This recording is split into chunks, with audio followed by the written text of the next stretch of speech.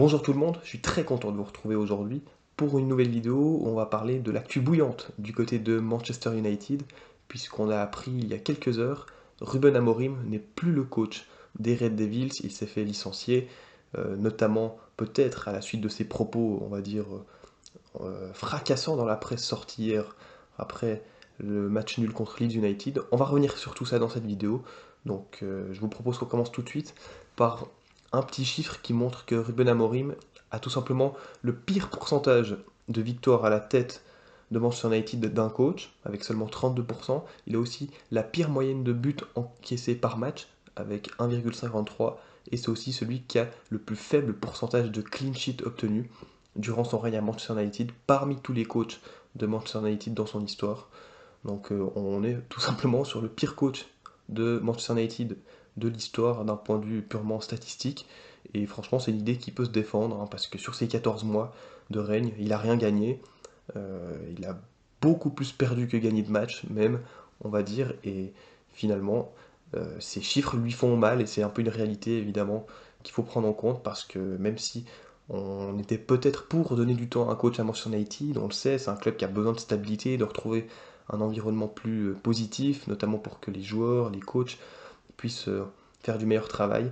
Force est de constater que Ruben Amorim, en tout cas d'un point de vue purement statistique, c'était clairement pas quelqu'un qui était en train de réussir au club. C'est un euphémisme de dire ça, je pense. On peut aussi voir, euh, quand j'ai pris deux trois petites images, des screens qui montrent un petit peu ce qui a été reproché à United ou ce qu'on peut lui reprocher. Beaucoup de critiques ont eu à l'égard du coach portugais envers son dispositif, sa formation, son fameux 3-4-3, son 3-4-2-1, son système avec trois défenseurs, qui a été très critiqué dans les médias par aussi des personnalités, notamment du monde anglo-saxon, qui remettaient très souvent en cause ce système, etc. Ruben Amorim a toujours essayé de garder ce système, coûte que coûte, malgré le fait que peut-être son effectif n'était pas clairement le plus adapté pour jouer dans cette formation-là, ce 3-4-3, et il a finalement gardé ce système durant tout son règne, sauf deux matchs où il a un petit peu changé. Par la force des choses, on a vu un United jouer avec une défense à 4 notamment. C'était contre Bournemouth, le fameux match 4 partout, complètement lunaire il y a quelques semaines. Et puis la victoire à la maison contre Newcastle, là aussi il y a quelques semaines, sur le score de 1-0. Sinon, Ruben Amorim a toujours gardé son 3-4-3, et c'est un petit peu ce qui lui coûte aussi, je pense, son poste, même si c'est pas la raison principale de son licenciement, on va y venir, mais déjà, on va dire, cette obsession, cette obstination à vouloir jouer en 3-4-3, ou en tout cas avec un système à 3 derrière, dans un 3-4-2-1 plutôt, ça lui a valu notamment des tensions avec l'un de ses supérieurs, Jason Wilcox. Wilcox reprochait notamment donc à Ruben Amorim d'être trop évidemment accro, trop près de son 3-4-2-1, de son système, et pas assez flexible finalement dans ses idées.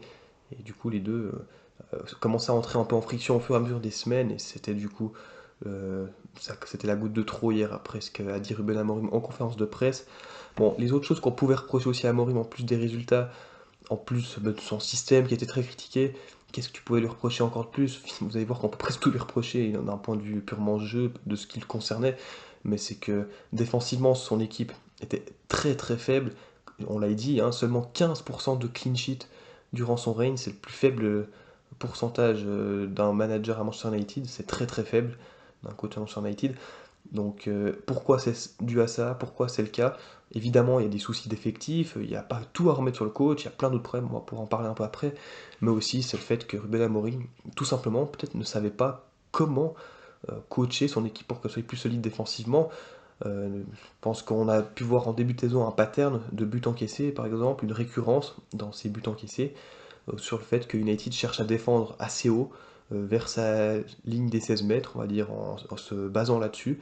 Et finalement, bah, tu as de l'espace entre le gardien et ta ligne défensive, et du coup, c'est là que tu pouvais encaisser des buts, c'est là où tu peux être vulnérable, tu cours contre ton but pour défendre des centres notamment. Là, on voit Dalot, il est en infériorité numérique face à deux joueurs de Fulham sur le côté. On a des joueurs d'United qui viennent pas l'aider, l'accompagner dans cette solution, donc dans cette situation. Du coup, il est en difficulté. Ça aura amené un but contre Fulham en début de saison. Là, en tout début de saison aussi contre Burnley.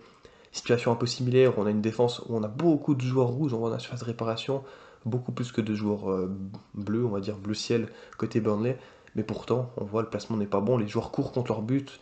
Il n'y a personne qui met une pression sur le porteur du ballon, Dalot est beaucoup trop loin, De Ligt court contre son but, Shaw aussi, le gap est mauvais, on a Foster qui est tout seul en plus dans les 16 mètres, Yoro et Ahmad au deuxième poteau sont un peu mieux placés, mais eux aussi, ils ont quand même une distance à couvrir sur leur but, et du coup ça va amener aussi, je crois, c'était l'égalisation de Burnley. Donc voilà, autre point négatif, c'était évidemment cette absence finalement de repères et de solidité défensive côté Ruben Amorim, on l'a dit, son système ultra rigide, dans le sens où il était absolument pas prêt à faire des adaptations. Qu'est-ce qu'on peut lui reprocher d'autre, on va dire en vrac? Je trouve il y a ces adaptations en cours de match, ces changements, que souvent, très souvent, c'est laborieux, ou c'est un petit peu à contre-sens peut-être de ce que le jeu demande. Évidemment, c'est plus facile à dire par après, mais honnêtement, très peu de changements gagnants, d'adaptations gagnantes durant son passage, on peut le dire. Et puis, de manière très générale, un jeu décevant, un fond de jeu décevant. Les résultats n'étaient pas super bons, évidemment, même mauvais, mais le fond de jeu était trop décevant. Aussi, il faut le dire, on n'a pas forcément vu beaucoup de spectacles dans cette équipe Manchester United, qui même quand par le passé elle avait pas forcément des très bons résultats, en tout cas pas beaucoup, on va dire pas des résultats bien meilleurs que ceux actuellement, je vais y arriver, bah, on voyait une équipe quand même qui était assez spectaculaire ou qui avait comme une capacité à proposer un foot, on va dire, intéressant, à donner des matchs, on va dire, assez spectaculaires, et là c'était pas le cas sous Ruben Amorim. La très grande majorité du temps, on a droit comme à des matchs un peu en mode purge, honnêtement, donc c'est un peu ce qu'on peut lui reprocher. Euh, voilà, ça c'était sa dernière conférence de presse en tant que manager de Manchester United. C'était hier contre Leeds United après le match nul un partout, où il a quitté la conférence de presse. Voilà, hein, je pense que vous avez vu ses déclarations en disant qu'il devrait être le manager de Manchester United et pas le coach. Le problème, c'est que dans son contrat, c'est qu'il est été nommé head coach, donc seulement entraîneur de Manchester United et pas manager. C'était voulu, évidemment, je pense, par la direction de faire ce choix. Mais Ruben Amorim s'est senti très frustré, pas soutenu, surtout, je pense, par sa direction, notamment sur le mercato. Je pense que United n'était pas prêt et n'est pas prêt, je pense, à réinvestir. On sait qu'ils ont une situation financière, faut pas l'oublier, assez précaire. Ils peuvent pas trop dépenser. Donc, je pense que cet hiver, pour le coup, ils vont rien faire. Mais voilà, Ruben Amorim, forcément, là, il a un peu pété les plombs hier, en tout cas, il était un peu désabusé. Et finalement, le problème pour lui, c'est que même ce qu'il dit sur le fond, en critiquant sa direction, qu'il ne soutient pas, c'est une vérité. C'est un immense problème à Manchester United, hein. C'est qu'on a un board qui, depuis des années, n'est pas assez près de son coach, ne donne pas des conditions favorables pour que les coachs et les joueurs puissent performer.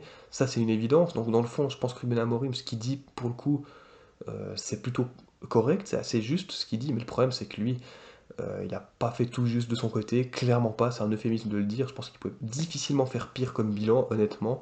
Et puis le truc, c'est que bah, il avait aucun crédit en banque finalement pour s'appuyer et faire des sorties pareilles, une déclaration pareille. Donc pour moi, ce licenciement de Ruben Amorim, il est tout à fait logique. Le problème, et c'est là où je veux en venir ensuite, c'est qu'il est beaucoup trop tardif. Les résultats n'étaient pas bons très rapidement sur Ruben Amorim, le fond de jeu n'était pas bon non plus. Les résultats en début de saison ont été catastrophiques, plus que maintenant, puisqu'on va le voir, United est quand même sixième à l'heure actuelle. Donc pourquoi ne pas l'avoir viré avant? Pourquoi l'avoir soutenu durant l'été et ensuite, donc quelques mois plus tard, tu fais volte-face, tu ne le soutiens plus. Ça, c'est le gros problème, et ça, c'est clairement à mettre à la direction de Manchester United qui, voilà, ne soutient pas son entraîneur, n'a pas soutenu son entraîneur jusqu'au bout, alors qu'il déclarait il y a quelques mois en arrière le soutenir.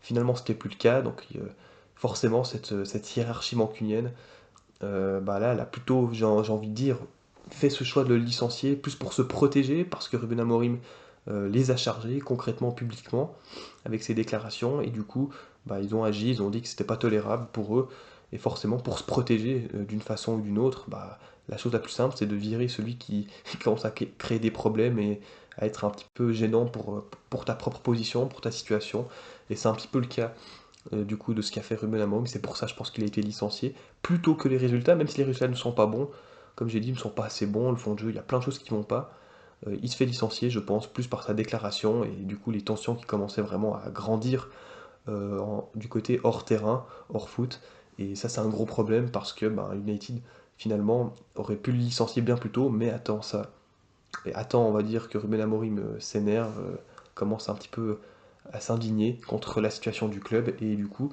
la chose la plus facile ben, finalement c'est de le dégager, de le virer, et comme ça on n'en parle plus et on recommence à zéro. Le problème c'est qu'à United c'est toujours un peu pareil, c'était déjà pareil avec Ten Hag, on se rappelle où la direction, c'était José Ineos, avait choisi de le prolonger après une saison comme très compliquée, malgré le fait qu'il ait remporté la FA Cup. Ils l'ont prolongé, ils ont fait un mercato pour le soutenir. Le problème, c'est qu'Eric n'est toujours pas bon et on décide rapidement de le virer, de s'en séparer. Et du coup, bah, la situation avec Ruben Amorim, finalement, aujourd'hui, elle est assez similaire à ce qu'on a vu avec Ten Hag. On a une direction qui soutient sans trop soutenir son coach, qui finalement fait semblant de le soutenir, soutenir son entraîneur, sans vraiment y mettre le maximum de moyens pour que celui-ci réussisse. Bon, ça c'est évidemment, c'est que mon avis, même si je pense que pour le coup on est d'accord, le gros problème en United c'est le contexte. On a l'impression que personne ne peut réussir dans ce club, plus personne ne peut réussir à obtenir quelque chose dans ce club. C'est malheureusement un peu le constat général de beaucoup de gens, et pour le coup, si on se base sur des faits, c'est vrai que c'est difficile de leur donner tort, mais pour le coup, je pense quand même que s'il faut être honnête, la Ruben Amorim, le fait qu'il soit viré, je pense que c'est quand même une bonne chose pour Manchester United, parce que franchement, cette équipe n'allait nulle part avec lui sur le terrain, même si, encore une fois, je me répète, c'est pas parce que Ruben Amorim n'est plus l'entraîneur de Manchester United que le club va se redresser. Loin de là, il va falloir vraiment que cette direction commence à mettre un petit peu, on va dire, d'eau dans son vin et qu'elle commence à s'adapter et surtout à prendre de meilleures décisions et qu'elle arrête de se protéger quand les choses se retournent contre elle à cause de ses actions notamment. Au classement, comme j'ai dit, Manchester United est 6ème, donc la suite de cette saison évidemment n'est pas finie, il y a encore une place qualificative en Ligue des Champions qui est jouable. On le voit, hein, Liverpool n'est qu'à 3 points, finalement le top 4, top 5 est plus que jouable. Le problème, bon là je vous ai mis les 10 premières places, mais le problème c'est qu'il y a jusqu'à la 14e place, le classement est hyper serré, donc finalement t'as une dizaine d'équipes en gros qui vont lutter pour ces places européennes, et franchement ça va être compliqué, on sait que Manchester United en plus a eu un calendrier récemment plutôt abordable contre des promus, des équipes mal classées aussi en fond de classement. Ils en ont pas assez profité, je pense, selon moi, et du coup, ils auront une fin de saison assez pénible. Avec quel coach? Probablement pas un vrai entraîneur, ou dans le sens plutôt un intérimaire, avec Darren Fletcher, un ancien du club, qui entraînait et qui entraîne toujours à l'heure actuelle les U18 de Manchester United, qui a plutôt des bons résultats, il y a des bons échos autour de lui. C'est lui qui devrait être du coup le coach intérim par intérim de cette équipe Manchester United jusqu'à la fin de la saison. J'ai aussi vu que peut-être vraiment s'il y avait une opportunité, ils allaient prendre un entraîneur. Bon, honnêtement, si ça tenait qu'à moi, je ferais que avec un intérim jusqu'à la fin de la saison, parce que là il reste peu de matchs. Et pour repartir sur un nouveau coach, franchement, je pense que c'est assez risqué. Il aura de nouveau une pression d'entrée, vu que l'équipe et le club doivent faire des résultats, sachant qu'il n'aura pas le temps non plus de faire sa préparation, de connaître l'effectif de manière suffisante. Enfin voilà, moi je pense que la solution avec un intérim, c'est la meilleure solution par défaut, la moins pire, on dira surtout. Et par contre, pour l'année prochaine, qu'est-ce qu'il faut faire? Parce que voilà, il va falloir qu'United trouve à nouveau un nouveau coach, reparte sur un nouveau cycle, un nouveau projet, etc. Puisque la boucle est sans fin. Mais voilà, il va falloir pas se tromper cette fois-ci, je pense, parce que Ineos s'est déjà trompé avec Ten Hag, s'est trompé aussi avec Amorim, encore pire peut-être avec Amorim, s'est trompé sur son recrutement de beaucoup de joueurs aussi, etc. Donc voilà, Ineos n'a plus trop le droit à l'erreur. Il faudra voir qui c'est qui vont prendre l'année prochaine, on aura l'occasion d'en reparler. Il y a deux trois noms qui pour moi seraient tout à fait intéressants, mais on n'en est pas là et pour le moment on devrait avoir Darren Fletcher. Voilà, c'est la fin de cette vidéo. Dites-moi ce que vous pensez en commentaire de la situation de Manchester United. Est-ce que c'est une boucle sans fin, comme beaucoup de gens disent autour du club? Moi je pense que c'est quand même un peu le cas malheureusement. Mais qu'est-ce qu'il faut faire maintenant? Est-ce qu'il faut prendre un autre coach déjà maintenant? Si oui, quel coach? Parce que le marché des coachs est quand même assez sec, je trouve, honnêtement. Donc voilà, ça m'intéresse. La situation est assez compliquée et complexe, donc je suis impatient de voir ce que vous pensez de cela et qu'est-ce que vous pourrez suggérer à ce géant d'Angleterre qui s'effondre de plus en plus ou qui a du mal à remonter au sommet, clairement. Donc moi je vous dis à très très vite. À bientôt.